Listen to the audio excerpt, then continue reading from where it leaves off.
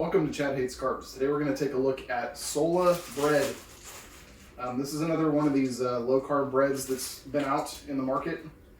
These folks are talking about a 2-gram net carb, specifically 7 grams of total carbs, 4 grams of fiber.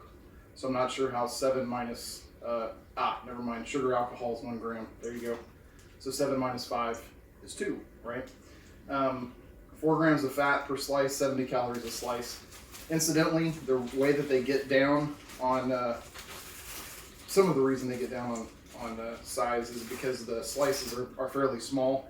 A normal slice is probably about like yay. And they're not as thin as some of them are, but they're definitely on the thinner side as well. So that's one of the ways that they get away with the 2 grams net. I would guess that it'd probably be more like a 4-gram net of a normal sized. But if you're wanting a peanut butter and jelly sandwich or something, these do pretty well. They do have a little bit of a sweet edge to them. They're definitely not as wheaty in that sense, like a wheat bread. Although they look kind of wheat breadish, they do kind of, I don't want to say they taste like white bread because they don't have that kind of gummy flavor that a lot of white bread does.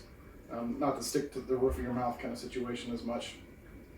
So as far as flavors and whatnot, they're definitely not my favorite of all the breads. Extraordinary Bites wheat is still probably one of the top ones. The Aldi wheat is pretty good as well.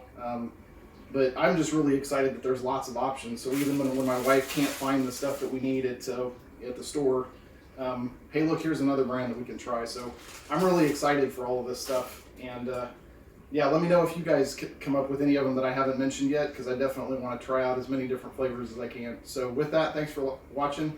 Please like and subscribe, and I'll see y'all later. Have a great day.